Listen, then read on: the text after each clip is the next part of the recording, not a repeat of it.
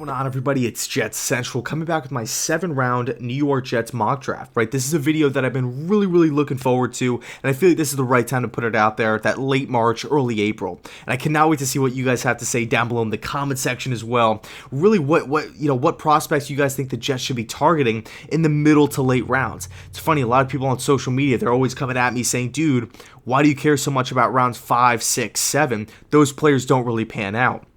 But that's the beauty of it. That's the reason why I love it so much, because you could find hidden gems. You could find diamonds in the rough in those late rounds. Guys like Antonio Brown, Dak Prescott, right? Russell Wilson, Richard Sherman, the list goes on and on. Stephon Diggs, Tom Brady, Jared Allen, right? You could find superstars in the middle to late rounds, right? Guys that weren't extremely highly touted, guys that weren't labeled as top 10, top 15 picks. You can still find value and extreme value late in the draft. So I just love it so much.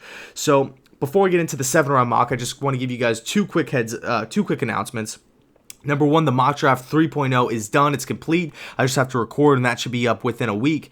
And then merch, right? I finally have merch available. So the link to that is down in the description box. It's like the official web store. So if you guys are interested, it's down below in the description box. And let's hop right in, right? Let's hop right into the 7-round mock. So the Jets have, just to recap it real quick, we have 1 first, we have 2 third-round picks, we have a 4th-round pick, we have a 6th-round pick, and a 7th-round pick. We traded our 5th-round pick to the Oakland Raiders for Kelechi Osemele, and we traded, obviously, our 2nd-round pick in last year's draft to move up to get Sam Darnold, or to trade up to pick number 3. So with that being said, let's hop right in. Pick number 3 in the first round, it's going to be Quinnen Williams, right? Quinnen Williams, the defensive lineman from the Alabama Crimson Tide. Williams is a guy who I'm in love with, right? This is a guy who's an absolute beast. He stops the run effectively. This guy he's a versatile player. You could kind of play him as that defensive end role. You could play him on the inside. He's versatile. He could be that chess piece of the defense. And coincidentally, there's actually a lot of players like that in this draft. Guys like Rashawn Gary and whatnot. But Quinnen Williams, when I look at him from top to bottom, in my opinion, he's the best player in this draft. If he's on the board at spot number 3, the Jets we got to take him. I mean, pairing him up next to a former top 10 pick in Leonard Williams, a guy who hasn't really lived up to that 6th overall hype, or that 6th overall draft selection, that could just be an absolute nightmare for opposing offenses. I mean, Williams can get after the passer from the interior of the defensive line. He stops the run effectively. He fills gaps effectively. I mean, he is tremendous power for his size and age. Nobody ever brings up Quinnen Williams' age. I don't know why. He is so young, and that's what really, just gets me fired up about Quinnen. So Quinnen Williams is going to be the pick at spot number 3. Moving on, pick number 68. So our first pick in the 3rd round, I have the Jets selecting center from Texas A&M, Eric McCoy. Right, Eric McCoy is coming in as 6'4", I think 310, 300 to 310 pounds. This is a guy right now who, he started some games at Texas A&M. He doesn't really have he's not a mammoth out there. But let's be real for a second. The Jets did do a nice job in free agency, acquiring some pieces for Sam Darnold, right? Jameson Crowder, Le'Veon Bell, Kelechi Osemele, but we never addressed the center position. We had a chance to go out and get Morris. We had a chance to go out and get Paradis. We didn't. We failed. Actually, I don't want to say we failed, because we never really offered those guys contracts, so we didn't really get turned away. But in any case, we still don't have the traditional or the proven center, right? We don't have that position locked up. Now, I think McCoy right now, a guy who the Jets have met with, a guy who has been productive in college, a guy who is a great leader, a guy who is a team captain, for the Aggies, he could come into this building as a 3rd-round pick and possibly compete for the starting job next to Jonathan Harrison, right? A guy who I really liked, former Florida Gator. This is a guy who performed pretty admirably down the stretch of last year when Spencer Long just wasn't getting it done. He ended up getting hurt. He hurt his finger or something like that, and they moved him to guard. Harrison came in and did a pretty solid job. So McCoy's a guy who right now, I think in that 3rd-round tier, if he's there in the 3rd round, again, the Jets have met with him. Obviously, it's a position of need, a huge position of need. He could come in and compete for the starting job, I think, and he's also a high-character guy.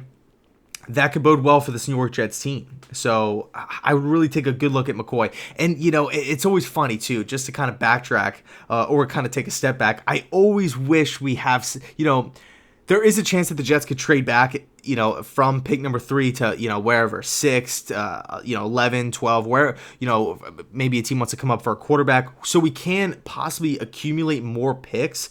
But right now, it's just a tough pill to swallow, not having any second round picks. But at the end of the day, look, we traded him. We gave him away to trade up to go get a quarterback. So what's done is done. So moving on, the third round. Pick number 93, I have the Jets selecting wide receiver Lil Jordan Humphrey out of Texas. Lil Jordan Humphrey is one of my favorite players in college football, and he has been for quite some time. I remember, I think it was like a year and a half ago, I was watching a Longhorns game at my buddy Manny's house, and we're just sitting, just watching the game, and this guy was just jumping off the screen. We were like, who is this guy? This guy is just an absolute stud. I mean, he's 6'4". We don't really have that tall, that X kind of wide receiver, that red zone threat on this Jets team currently.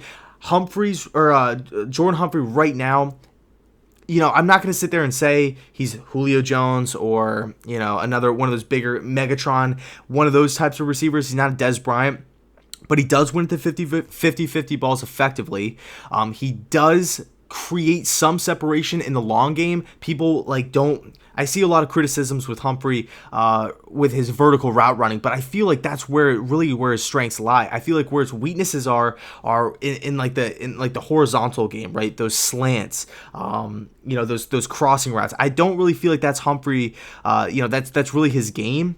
But that's okay, because the Jets have players on the roster currently that can go out there and make plays like that, like Quincy, like Robbie. I feel like Humphrey right now could come into the building and be that red zone threat, just the guy that Sam Darnold can look to and just chuck it up to, and he'll come down with it, right? Especially in that late third round where, now it's starting to shift gears from starting players to guys that are trying to make the roster, guys that you like can maybe bring something to special teams or just add depth to the team. I think Humphrey right now would come into this Jets locker room as a potential starter, right? He could come in as a potential starter, so you gotta love it. So moving on, round 4, New York Jets selecting cornerback from USC, Amon Marshall, right? Marshall was a huge recruit coming out of high school, went to USC. It took a little bit of time for him to kind of piece everything together, but once he did, this guy, he did a really phenomenal job in the Pac-12. He was doing his thing, and say what you want, Pac-12 football, it's not the Big 12. You don't have a ton of amazing wide receivers. It's not like SEC. It's not one of the better conferences in college football. But look, Marshall was a guy, 5-star prospect, commits to USC, got thrown into the fire early. He can play a little bit of free safety, but his athletic tools, they might not be all there, but he is 6'1", which I like. So I feel like with the Jets team right now, at a position that we don't, we're thin at, we don't have a lot of depth at corner, we can add a long, lanky cornerback who was formerly, a top, one of the top prospects in high school. And we all know Mike Maccagnan likes those former high school beasts, right? Guys like Christian Hackenberg and whatnot. Maccagnan kind of has that. You could tell by the way he drafts, he likes to pick those former 5-star players in high school. He just likes picking those guys. So Marshall, if he's there in round 4. This guy who, and when he did play, right, when he was on the field, he had production. There's just a lot of doubt surrounding him right now, a lot of haze by NFL scouts saying that this guy might not have the quickness, he might not have this overall strength to be a consistent NFL starter on the outside. But look, I look at his size, I look at his potential, and in round 4, at a position that we're extremely thin at, maybe we could take a flyer on this guy. Okay, Julian Love is another guy who I like as well out of Notre Dame, but I feel like Marshall right now for round 4, Love could possibly be off the board. I see Love going in late round 2, anywhere in round 3. So Marshall, we definitely have to address the cornerback position, but I like him at pick 105. So moving on so we're skipping round 5, we're going to round 6, and it's going to be Malik Reed, the outside linebacker from Nevada. This is a guy who, pass rushing is his number one skill, right? His number one strength is pass rushing.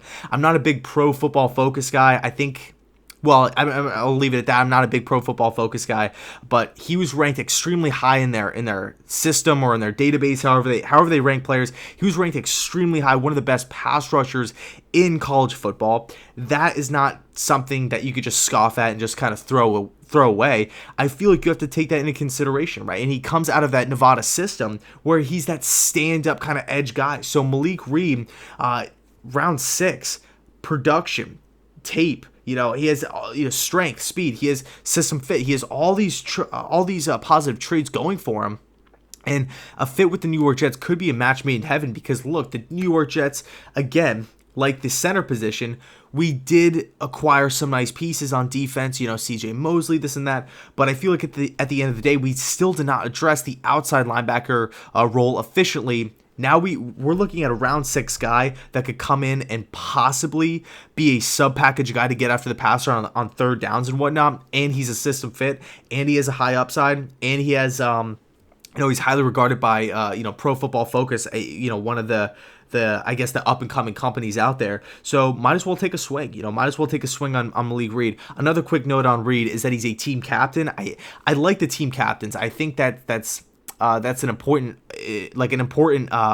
aspect of players coming in when you want to shift the culture, right? You want to get high character guys in the building, guys that are going to hold others, whether it's players or coaches, accountable. I think that's important. So Malik Reed checks those boxes. Moving on, pick number 217, 7th round pick. I have the New York Jets selecting wide receiver Adam Marshall, Tyree Brady. This is a guy who I've been all over for quite some time, even during his days back with the Miami Hurricanes.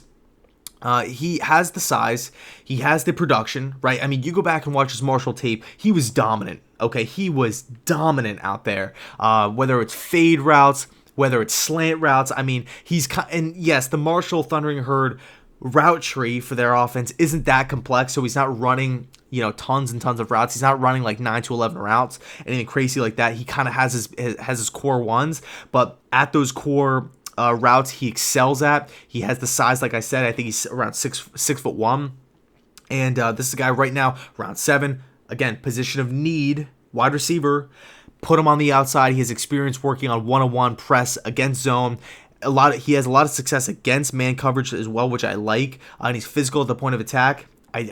Brady's a guy who I've really been calling for quite some time. I think if the Jets can land him in round 7, that could be huge, right? That could be huge. He could compete kind of like similar to Robbie Anderson, not skill set wise, but kind of like Anderson's story. Anderson was a guy who was undrafted, just comes onto this Jets team, impresses coaches by just dominating in preseason, by just capitalizing on his opportunities, and now he's a Jets starter. Okay, so Tyree Brady's round 7 at pick 217, and let me know down below in the comment section who you guys want the Jets to target. So that's gonna round up my list, and yeah, thanks so much for watching, and as always, go Jets.